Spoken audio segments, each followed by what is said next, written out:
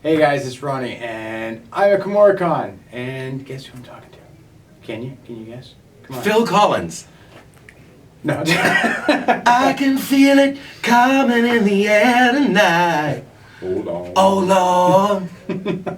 I don't play the drums very well though. It's a lie. But if you don't know, this is one of the wonderful, great voice actors of our time here, David Wald. All right. Well, I mean, you've done Attack on Titan, My Hero Academia, Devil May Cry, Borderlands. I mean, doesn't your IMDb have like, I don't know, 200 credits on it? You know it better than I do, apparently. So, well, first, thank you for meeting with me. I appreciate My pleasure, it. sci-fi monkeys. So, my first question is always that age-old one. What made you do voice acting? Desperation.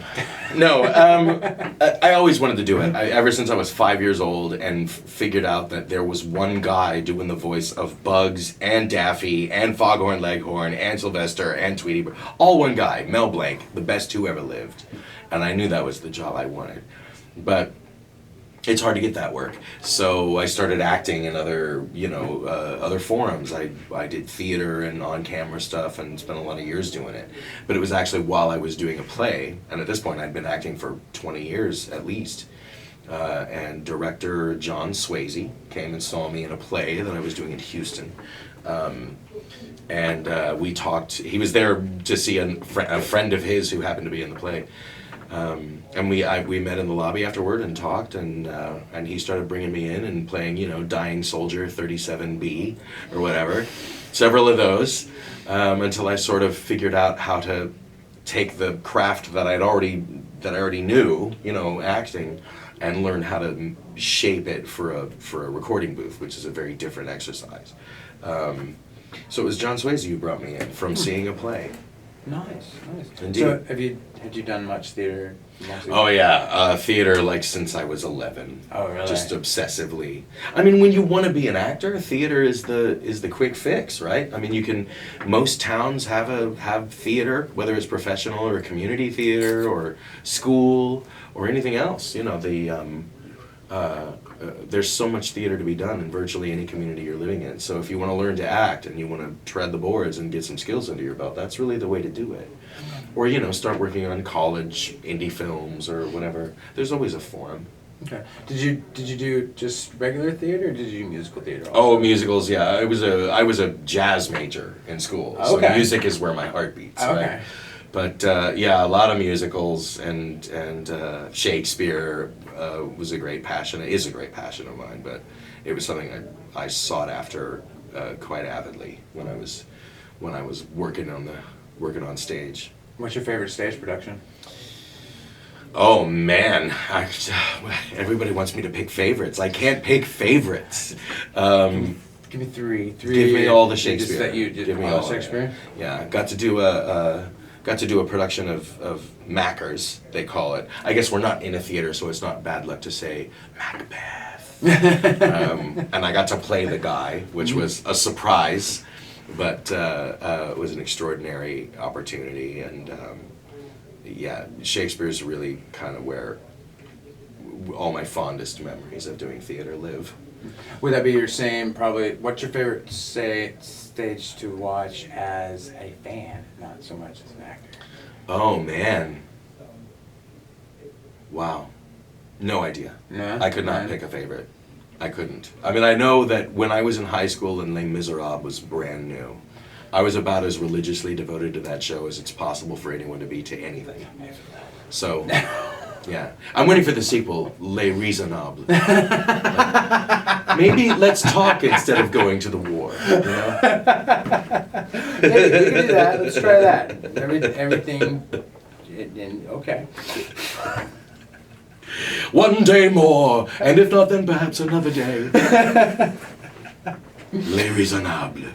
So I'm always curious when it comes to like you said, you've got a long list of characters. One of my favorites is Tetsutetsu. Tetsutetsu, right. That's a name. Well, you can never have enough Tetsus. Right. What kind of preparation do you do before? There is zero preparation. None. Yeah, I mean, in this business, you'll go into a session often not even knowing what the show is. Really? They'll just like call you up and they're like, "Hey, can we have a 4 o'clock on Thursday?" And you're like, "Great, I'll be there." And then you go in and it's like, "Well, here's what we're doing," and then you get a couple of minutes of a briefing, and then you hit the ground running. It's one of the things I love most about the business is how mercurial it is, and like. I sort of cut my teeth as an actor in improv, and I was a jazz major, so improvisational creativity is kind of where I live, right? So it's something I really enjoy, is to go in and have someone say, "Okay, here's the guy, here's his thing, here are the lines, go." And then like the green light is on, and then you have to make really strong decisions very quickly. And if the director doesn't like them, they'll steer you another way. You sort of jive for a little bit, and then you're going. So like there was zero. I had no idea what I was walking into, and I seldom do. Did I just reveal a huge secret? Probably not. It's better get me hits. Okay, so has there ever been like a role then? Brings up another good question then. Have you ever walked in and then they hand you the role and said, "This is what we're doing," and you turn around and go, "No"? No. No. No, that's never happened. There have been a couple of times where, like, I'm an out gay actor, right? So because they don't want to upset people, often studios will hire the out gay actor to play the out gay characters, and often enough. They won't tell you this, they won't say this to you, but what they really want is for you to queen out. So I don't. I try to make another decision and see if that lands, particularly if the character in question is just really flamboyant in the Japanese, and they're just sort of defaulting to, well, we want this character to be super flamboyant in English too. Like, I don't play that. So I do make some decisions, I think, sometimes early. But since none of them has the temerity to tell me they want me to be like really queenie, none of them has the temerity to tell me not to be. So like, I kind of just, but other than that, no, I there's never anything. Probably the hardest role I had to do was the dad in Danmachi, which was, or no, not Danmachi, Sankareya. The show is called Sankareya, and this dad was not a good dad, and it gave me pause. But then I thought, these characters should be illuminated too. And, I've made something of a career of playing either kings, dads, or villains. Sometimes all three, right? So he was all three. Not a king. Rich, not a king. But, no, I think, I've never really been faced with a role I felt compelled to turn down. That's the short answer to your question. Nice. Wow, so, has there ever been a role that, like, that brings me to another, has there ever been a role that you look back at now and be like, I wish I hadn't done that? No, there's not. I don't, regret is so useless. No, just kidding. Oh, here we go. Yeah, no, I mean, I think, like, there are things I would have liked to have seen realized differently, but that's not because of the way we dubbed them. It's just the nature of the shows. Again, like I've spent the last couple of years mostly focused on bringing representations of LGBTQ characters to light. Thank you for that. Well, you're very welcome. Trying to find and feature the quality ones, right? And this harkens me back to Dramatical Murder, which is a show I worked on some years ago. We did a dub of that, and I was Ren the dog. And I remember when the director was telling me about that show at the first session, and it seemed really exciting that we were going to dub it, because back then we never dubbed any of this kind of stuff. And I was excited that was going to happen, and there were all these sort of inferences, and there was, sort of an undercurrent of male-male relationship going on in that show. And then we got to the OVA, which, for those of you who have not seen it, I'm going to make it unnecessary for you to watch it now. It was basically all the bad endings from the game. And they are bad.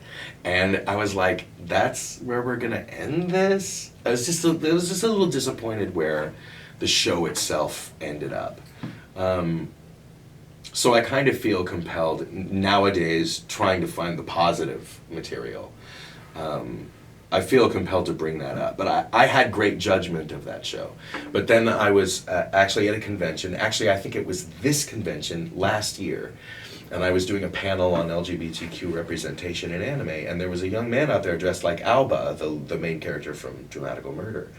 And I talked to him for a bit about it afterward, and he sort of made me see, you know, this young man identified with Alba. That show informed him of something. It helped illuminate something for him about himself. And who am I to judge that or take that away or cheapen it by saying, yeah, I didn't really like it, you know?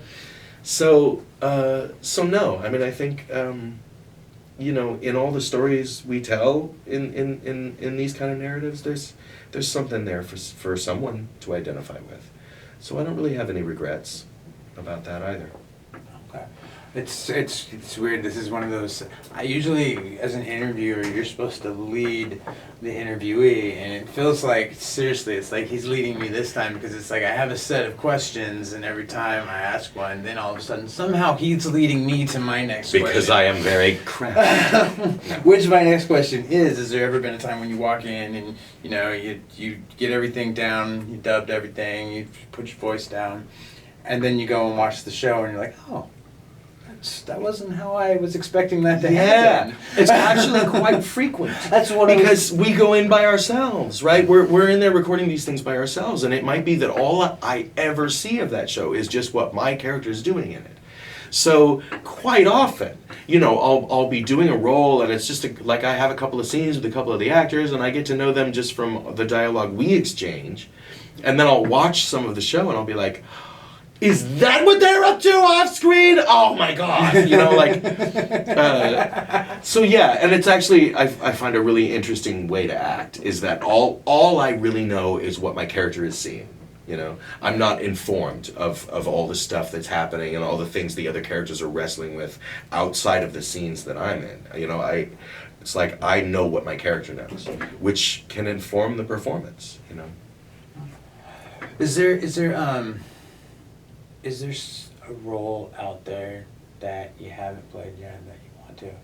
Like, it's just like maybe Warner Brothers will come up to you and say, because in my personal opinion, I'm like Warner Brothers needs to come up and say, hey, David Wald, we've got Lex Luthor for you.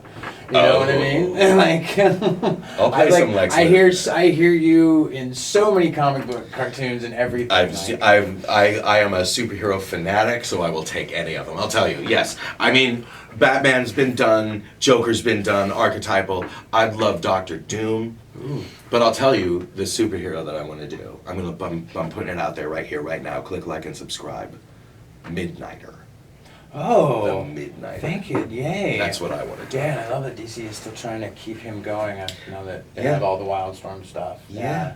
Yeah, and still didn't predominantly a gay character, and it's nice to see. It's just nice to see. Yeah. It's nice to see representation. Yeah. Yeah, Midnighter and Apollo. They're an allegory for Batman and Superman, basically. Yeah. But they're together, well, for most of the time. Yeah. But yeah, they're one of my favorite. Of course, we all know, those of us who love the comic books and know anything about DC know that Nightwing is reputed to have the best ass in comic books. Agreed. So there's a scene in Midnighter where he spots Dick Grayson, and Dick Grayson is now working as an agent for a. Oh yeah. You remember this? So like, No spoilers. Dick Grayson has done a thing to the Midnighter to make him forget his face, and so the Midnighter can't remember Dick Grayson's face, but he says, I'd know that ass anywhere. and like, that's one of my favorite moments from any comic book ever. Nice. Right on. So, but I'll take Lex Luthor. I think you have that voice that would just, you know, if you got mad enough, you could just be Lex Luthor. Well, I appreciate that. I got the haircut, so. You know, I based this way before I ever knew what you looked like. Just so we know that, because you watch anime, like, that guy could voice Lex Luthor.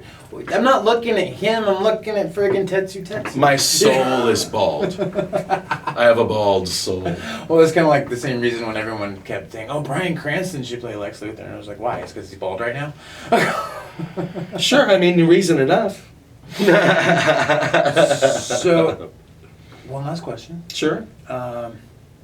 Any projects going on that we should know about that you're working on? Yes. I can't tell you what they are yet. That announcement's coming real soon. But eyes open for maybe by the time this goes up, the announcement will have been made. So you may have just read an announcement for an exciting new title that that I'll be directing. Oh. And it's I'm really looking forward to being out there. Nice. It doesn't fall under my rainbow umbrella. Which would include shows like Love Stage and Hitarizume My Hero and Bloom Into You and Katze-san and Morning Glories. This show is not of that nature, but it's a quite beloved and oft celebrated show, and I think you guys are gonna enjoy our dub. But yes, that announcement's coming soon, and by the time you watch this, it may have been made. I just can't say it here now. Secrets. Secrets and subterfuge. Nick Fury. You could voice that too. Oh, Nick Fury? Yeah. I'd do that. You could do that. I'd do that. I'd take that. So. I accept. Your next agent of S.H.I.E.L.D. right here. Well, I want to thank you so much. I really do appreciate it. Thank you guys. Appreciate it. I really do. I appreciate it so much. My pleasure. Thank you for being out there, giving representation for us. Yes! Power to the Rainbow Tribe! And if you don't remember telling you at the beginning, this is David Wald. He's a very prominent voice actor, and you need to look for him everywhere. And also a potential Lex Luthor, apparently. Better be. I'm calling you out. Jeff Johns. Yeah. Right here. Right Jeff, here. call me. I'm waiting. It's been ages. The phone's not ringing. What are you doing? All right. So if you're not here at Kumoricon, you are sad. what's wrong with you? I'm sad. Be here next year for 2020. All right. Thanks, guys. See you later. Power. And we're done. All right. Thank you so much.